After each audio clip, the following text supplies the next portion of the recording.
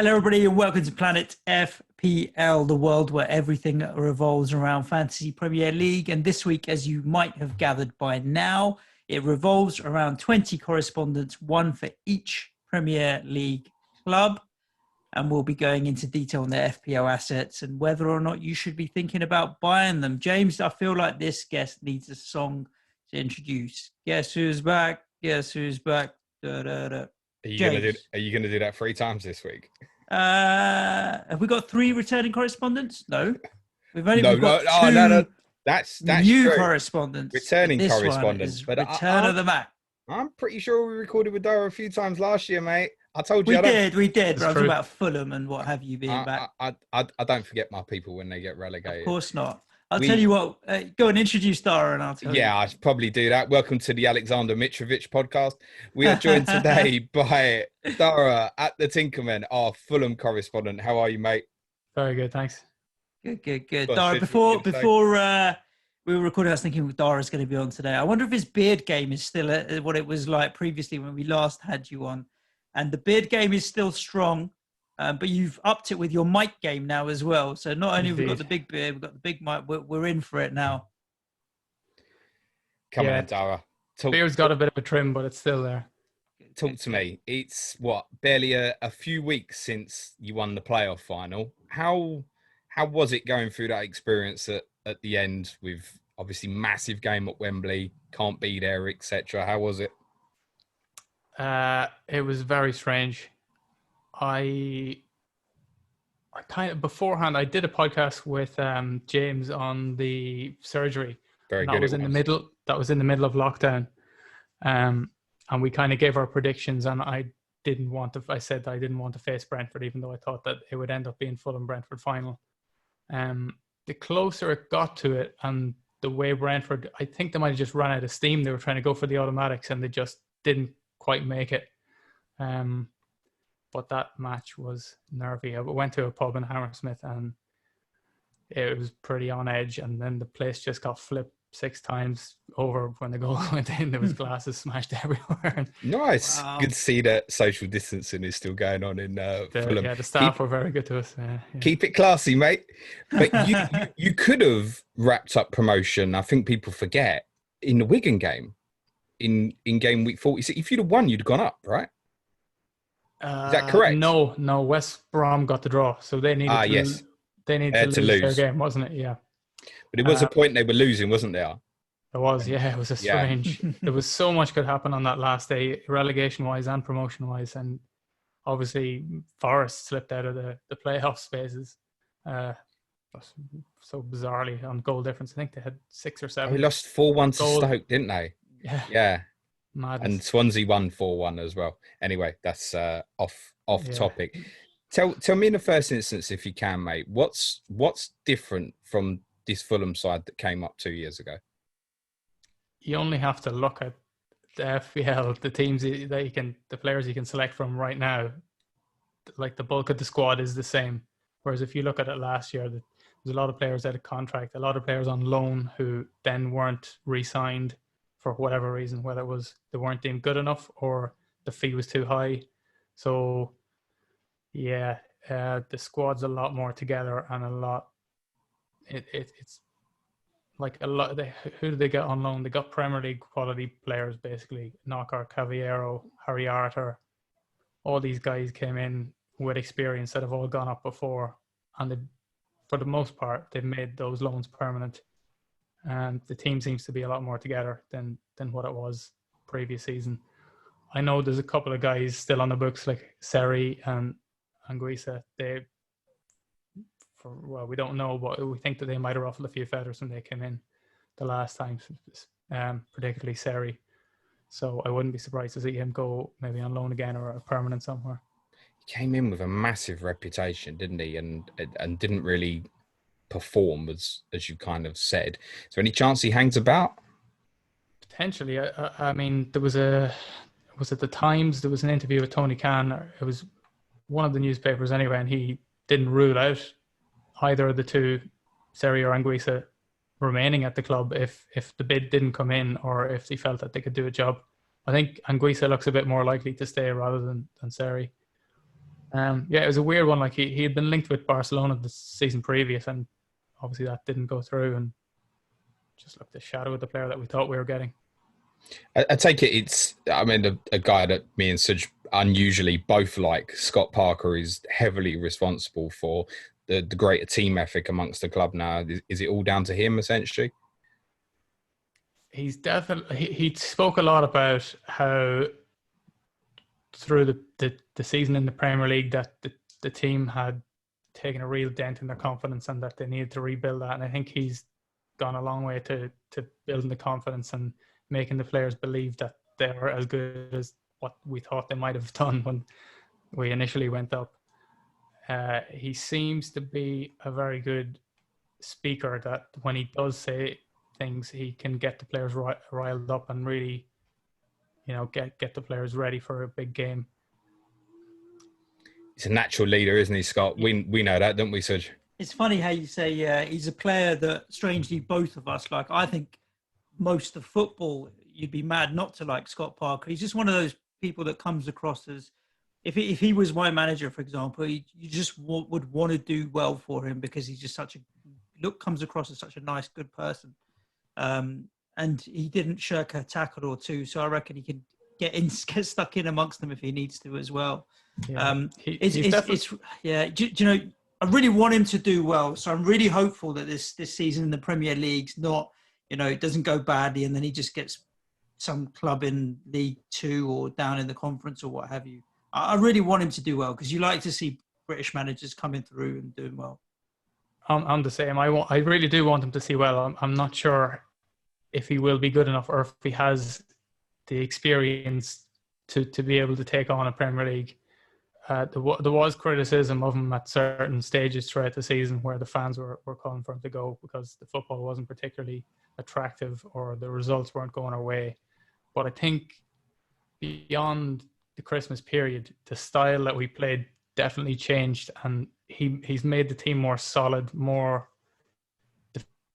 defensively solid anyway. There's still holes there for sure, but they definitely changed tact and looked to kind of grind out games rather than trying to win 3-2 in all these games, because there was games where we were like, if in the early parts of the season, if you were betting on like over 2.5 goals on Fulham, you probably, or both teams to score, you probably would have won some money.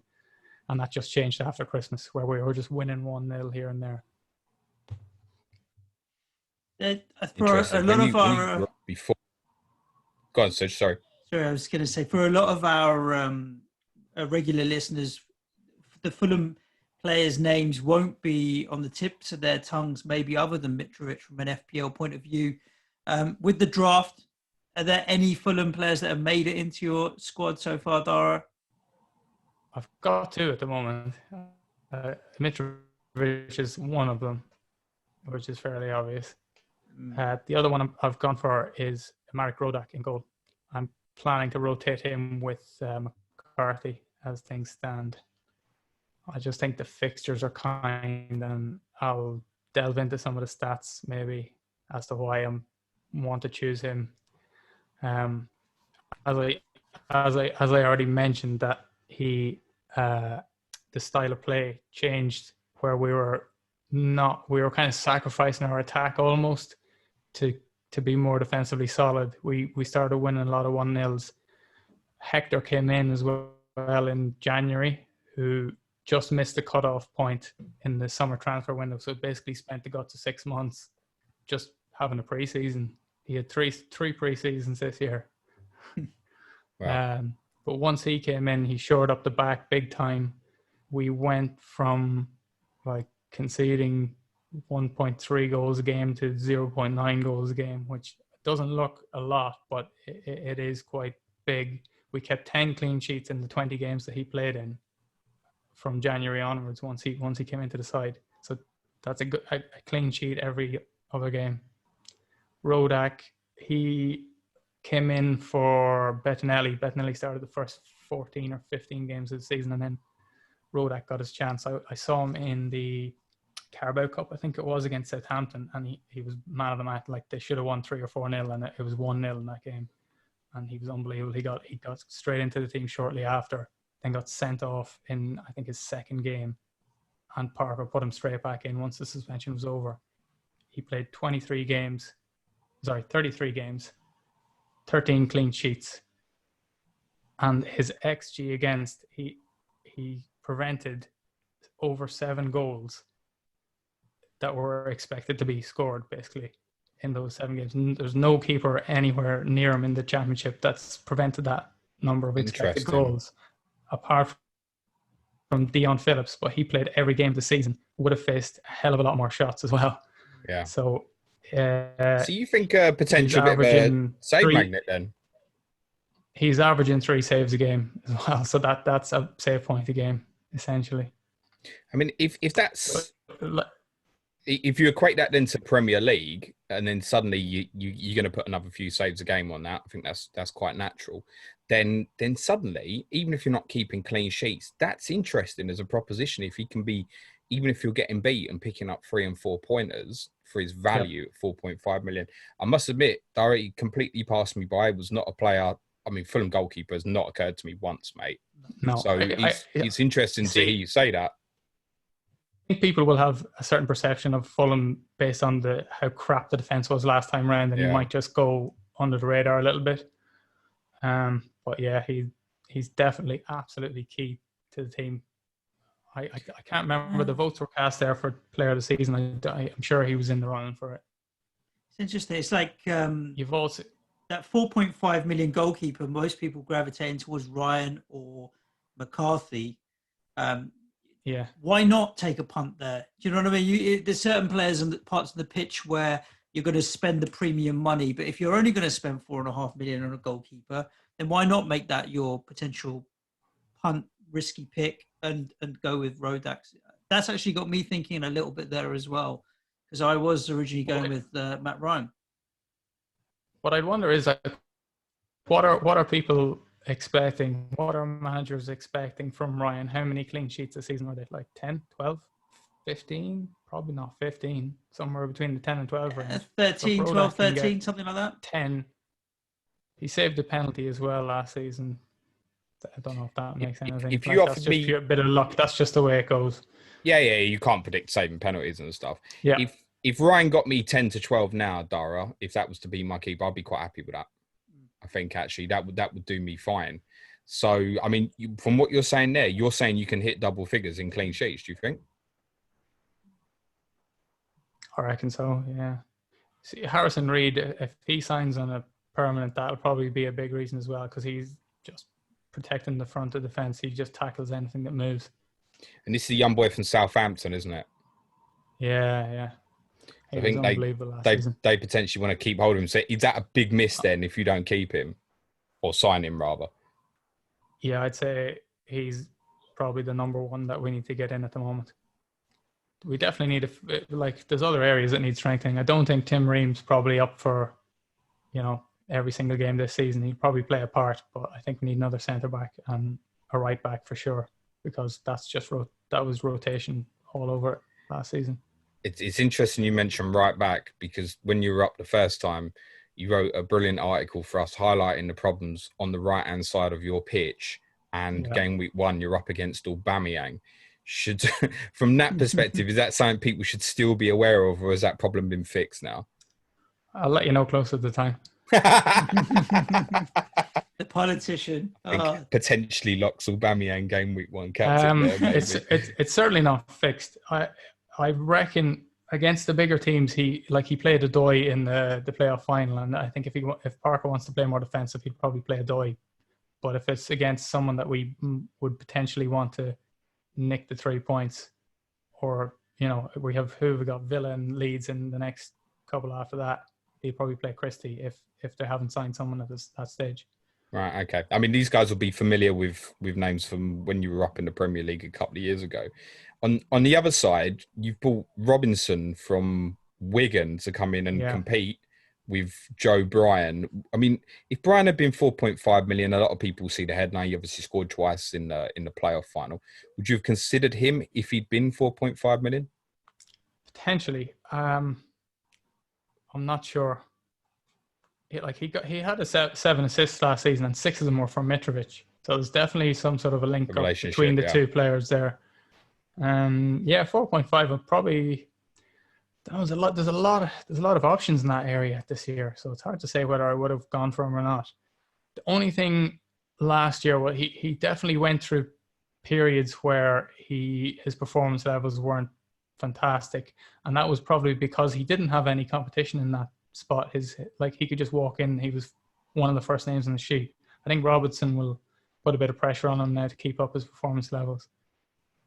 Potentially might even play in midfield at some stages if Robinson plays left back. We're just checking just to go back to Harrison Reed, because he's a 4.5 million midfielder. And let's be honest, there's not many standing out at that price at the moment if you want to get one. That feels like, on what you said, that would encourage me on him a little bit if you therefore sign him. I mean, he's a defensive midfielder, but I'd say he's probably the first name on the team sheet, one of the first. Wow, that's a big call then. If you look like back, Hector, Reed, Mitrovic, that'd probably be the starting players that most nailed on, I reckon. That's assuming Reed resigns. Is there anything else on that midfield? Again, there's names there people will be familiar with, the likes of Knockaert, Tom Kearney. Feels like a mistake many of us made a couple of years ago, but playing in a different position to what he played in when you originally came up. Yeah. Do the likes of those two or Josh Onomah, do they appeal to you in any way from an FPL perspective? Kearney, absolutely not. No. He tended to play a little bit deeper last season and kind of just was the orchestrator, just dictating the pace of the game. And he tended to slow down the pace of the game quite a lot as well. It was a little bit frustrating. We didn't tend to counter teams. Maybe that's because we didn't have the pace. Maybe Mitrovic didn't have the pace.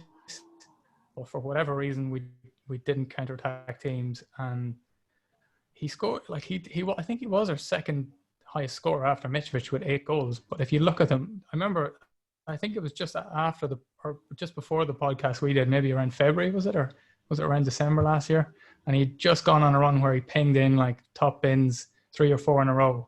The thing is, if you look at all the goals, they're all from outside the box. They're all like low quality chances. So I can't see him replicating that again, like another 8 goals. The same goes for like Knockaert, just doesn't have the end product unless he like massively improves in the Premier League. Oh, that's a mistake I ain't never doing ever again, mate. I was going to say, there's one name there I know James is not going near. Not with a bodge pole. Listen, I might not have captain Shane Duffy, but go on, Dara, sorry. Onomah could be an interesting one though. I was hoping that he'd come in at 4.5 because it took him a little while to find his feet and find his position in the team. He was playing like out wide, in behind the striker, in centre mid. He was all over the place. And eventually he got this role just kind of in behind Mitrovic. They played a 4-2-3-1 and he was in that little spot, doing a lot of the work, but also linking up between the striker and the midfield. And he was getting chances as well. If you watched the playoff final, which probably a lot of people would. Yes. He had a couple of good chances in the first half. He looked quite dangerous. Whether he'll retain that spot, I think he could be competing with maybe Kearney if Anguissa stays. I think in like the tougher games, they might play Reed and Anguissa just sitting in front of the defence, just mopping up everything, and then either one of Onomah and Kearney on front of that. With Josh is a player I've got a lot of time for. Obviously, Josh Onomah, he came through the academy at Spurs and that. I think eventually, I've said this on a podcast recently after he beat Brentford, that I still think his best position as central midfielder is what I think he'll go on to be. And I think one of the reasons for that is he tends to snatch at chances when he gets there. I always found about him, he's actually a very composed footballer. He trusts his ability on the ball in terms of his physical strengths, etc. He'll play the easy pass. He tends to snatch at things. That's what I always felt when he played for Spurs and played. Is that something that's developed in his game? Because 7 attacking returns in about 2,000 league minutes last year, it's not bad. No. And at 5 million in FPL, I understand what you're saying in terms of that Josh appeals, even though I wouldn't rate him at all as an asset. I would definitely buy him over the likes of Knockout, who's more expensive, for example. So has he managed to develop that out of his game now? Yeah, I mean, I certainly wouldn't be picking him from the off. I think he's just one to monitor to see where he's playing, how regularly he's going to be playing, and what if he has any kind of end product to his game. But as I said, he did play a lot deeper earlier on season. That's why you're looking at the hard stats of how many returned from mid, and he only played maybe 13 in a more advanced position. He's definitely grown into the team, and his confidence has grown, and he just looks like when he initially was getting his first half a dozen games or so, the fans were like, what is he bringing him on for? What's on him coming on for? We're looking to like chase the game, and he was bringing on him, and now fans are calling for him to be taken on or not to be subbed off. Good. I'm pleased to hear that, because I've got a lot of time for Josh. Let's talk about the front man, mate. 26 goals, 3 assists, 9 yellow cards, 6 million feels very reasonable in spite of those 9 yellow cards. It was 11 goals, 4 assists, and 7 yellow cards played the majority of the season 2 years ago in the Premier League. And if he can repeat that again, 6 million is a very, very fair price. And I think the interest in him has picked up since, obviously, the announcement of your fixtures. And I think people have identified, Dara, this brilliant run you've got. To be honest, there's half an argument for including the Arsenal fixture in there up until, at least game week 10, where it's a very, very favourable run of fixtures, mate. And I think he's very much back on my radar because of that set of fixtures. I was quite surprised when I saw his price that he ended up actually cheaper than he was 2 seasons ago. 6.5 the last time around. I was just having a little look at it. Like his XG was 25.51 last season, and he scored 26 goals. So it's absolutely bang in line with what he was at. I was looking as well. Watched back a compilation video of all his goals.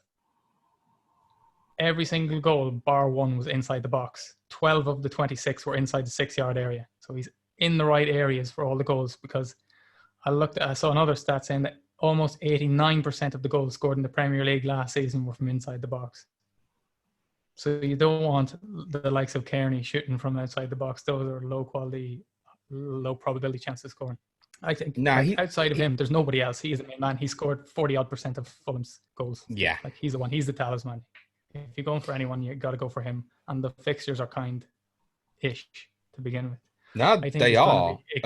It's going to be extremely tough because we've just got such a short turnaround time, and it's a little bit unpredictable in just everything that's gone on this year. Like we've probably had the toughest of any team just to get ready for a new season, but who knows? The thing that mainly puts me off with Mitrovic actually is the idea, I spoke about this on one of the pods the other week, is the idea that I think if I get him in game week 1, I'm probably going, right, well, he's there for 8-9 game weeks at least, I think, because that fixture run is so interesting. And also exactly what you said, Dara, I think it's fairly obvious and clear that from an attacking perspective, this guy is going to be your talisman. You're talking about exactly that, goal involvement of 40% or so. I wouldn't be surprised if actual was a percentage, that goal involvement number actually went up next year. If he performs very well, there's every chance of that. Would he be on pens as well, Dara? Yeah, he's on pens. No Kamara this year, definitely. That's exactly was going to be the follow-up question. He won't be stealing them off him. It's stiff.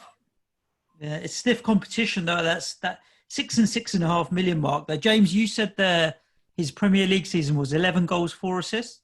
Yeah. That's See, right. We've got two strikers in Antonio and Ala at 6.5 million. If either of them return me, I know you can't equate FPL price to real world, whatever. But if either of them got me 11 goals and 4 assists this season, and you offer that to me now, I'd take it because it's not a bad return. But then you've got Chris Wood in there, Mopay in there. If you wanted to go even further down, would you include Jay Rodriguez maybe? It's stiff competition, but it's not a place where you want to be hopping on, hopping off, or one or the other. Yeah, I don't know. I'm struggling with the budget forwards this season. Like, obviously Brewster might go on loan. Who knows? That could be a 4.5. But anything from 4.5 up to like, there's nothing in the 5s or 5.5 Up to Mitrovic. Basically, at all. But I was just looking at the other option. So you've got Antonio at 6.5, who you mentioned. He got 10 goals and 4 assists last season. That was 111 points. That's 6.5. That's 0.5 more than Mitrovic. So if they're going to... Four of those were in one game as well against Norwich. Exactly. So. A lot less minutes, to be fair. Yeah, his minutes were low. That's true. Well, Mitrovic didn't play all the minutes either last season, and he still got the 26 goals. That's a very impressive number. Who else? Ayew, 6 million. He got 132 points last year. Chris Wood, obviously, he had reduced minutes. He got 136. That was similar to what Mitrovic got 134 the last time around, sorry. And then you've got Mopé, 131 points. And then if you look at the midfielders last season who scored similar for the similar price, Mason Mount, 137 points. He's 7 million this year. Harvey Barnes, 133. He's 7. Jose Perez, 129. He's 6.5. Grealish, 149. I think he was 6, was he, last season? This season he starts at 7. Last year was 6. Madison, 125. Zaha, Don't talk to me about that guy, Madison. Don't mention his name. Then you look at defenders. Azpilicueta, 6 million, 130 points last season. And then you've got a couple of the Sheffield United boys who are 5.5 this season, who got like 130, 140 points. I got a question for you, Dara. So he got 134 FPL points from them 15 attacking returns 2 years ago. Do you think he will outscore that? I'd be pretty hopeful. I think he's definitely improved as a player.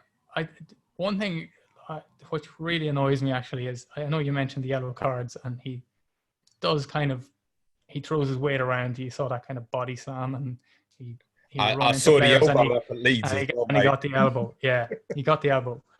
But he's played 100 games for Fulham. He hasn't had a red card. He hasn't had a red card since 2016 for Newcastle. So that's 4 years. You have to remember that he was like 21 back then. He was a very young player when he was getting sent off every couple of games. Can I just point out that red card as well was against Spurs on the final day of the season, and it was 2-1 when he got sent off, and it finished 5-1, mate.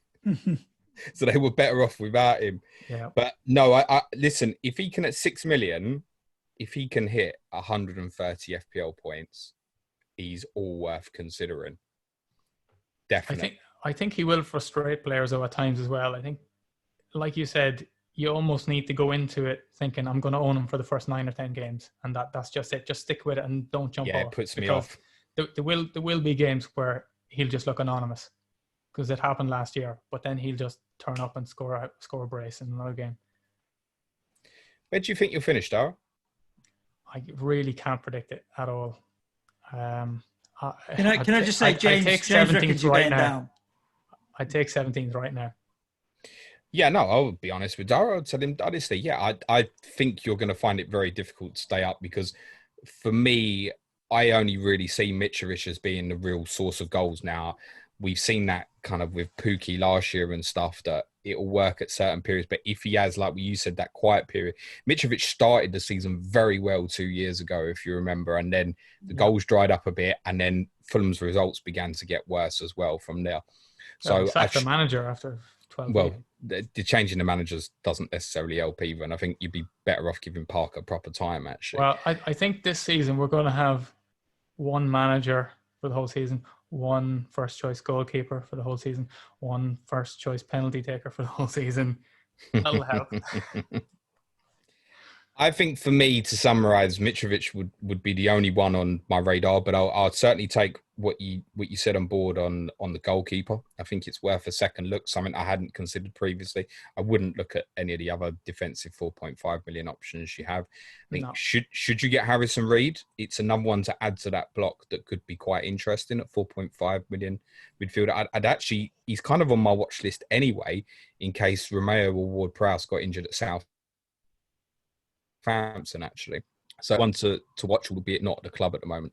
But I think when it comes to it, the decision for me will be Mitrovic or not Mitrovic. And unfortunately, I can't see enough goals in the rest of the team, even if you are defensively better than the side that came up 2 years ago, to give me the belief at the moment that you'll stay up. I hope you do, mate.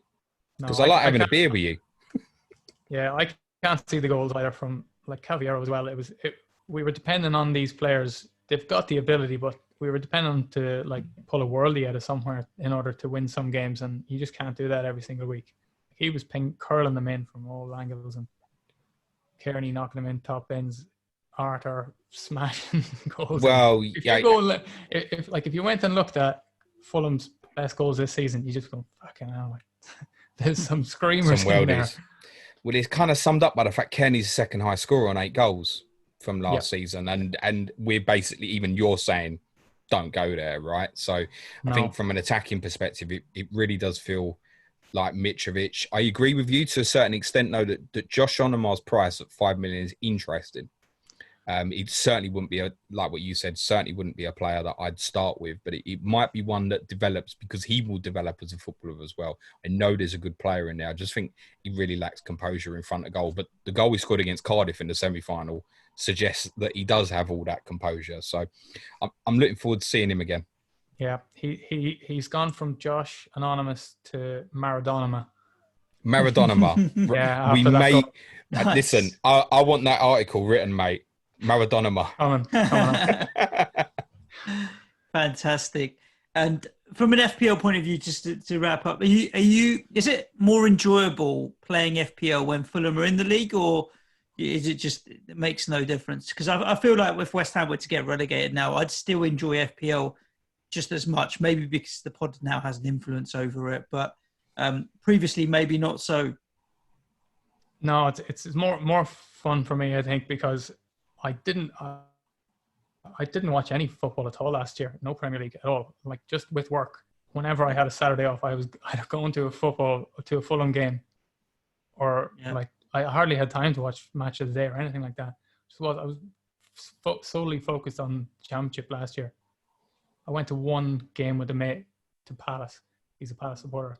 That's it. Like, watched a few over lockdown. Then I went back to work as soon as the football started, so I didn't really get much football in at all. Yeah, I've got a solution to the problem if you're not enjoying FPL. Do what I do anyway, mate. Just don't pick players from your own team if it's going badly. might be a little bit of advice. I hope, Dara, that you watch Match of the Day a lot this season, and I hope you enjoy it. Yeah, we'll probably be last as usual, but I'll probably try and tune in. You might be earlier, mate. Could be loads of goals, but I think probably the one thing as well for people to consider, who I think you said it right at the start, got a preconception of what Fulham are. This is a different side to the side that came up 2 years ago, even if a lot of the names are familiar. Yeah, absolutely, 100%. Indeed, well said. I found that quite weird. It was a strange promotion, even though the manner was the same as the previous season where we went up via the playoffs. Like, we were almost the Aston Villa, like, of the previous, year, where we had like more experience. Brentford was like the swashbuckling, attacking style of football that all the neutrals wanted to go up, and it just felt like the roles had kind of flipped this season, where we were just kind of steady eddies with the experience that were, well, people wanted to see a new team, I suppose, as well. I would apologise to the Brentford fans, but I don't fucking know any because I couldn't find any, so I'm not that bothered, actually. Welcome back, mate. Good luck for the season. Thank you. Good. To all the listeners that maybe have joined us since Fulham were not in the Premier League, you can find Dara at the Tinkermen on Twitter, where he'll be tweeting about Fulham, FPL, and anything else. And well worth a follow, and well worth looking out for Dara's views on there as well. And Dara, we're looking forward to having you back throughout the season when we get Clash of the Correspondents on the go and what have you. Hopefully you come up against a team you might beat. Pair him up with West Ham, then I'm just going to say, I'm glad you said West it. Ham, and then we'll it be left me not necessary, right? Yeah, I'll make that happen. Have you got West Ham in the first 10? I'd imagine so. Is it? I'm not sure. We all the way up to up to the first 9. Not. I don't think so. I think it's after that. So, indeed, your run can't be that good then, Dara. I don't know who we got, to be honest. After that, I've only kind of looked at the first 5, but yeah, we don't face a top 6 team in the first 9 if you're including Arsenal in not top 6. Yeah, you go with that version, mate. Yeah. We are. Thank you so much, James. More more Correspondent Week interviews on the way. Do you know who's up and live next? West Ham. And what a segue. So listeners, wherever you're listening to your podcast, if you do want to keep notified as soon as the episodes go live, whether it's iTunes or SoundCloud or Stitcher, just follow us or hit the notification bell or subscribe, whichever it may be. Looking forward to bringing you so many more interviews this week. But as always, stay safe. Ciao for now. Thanks, Dara. Cue music, please, guys. man, child.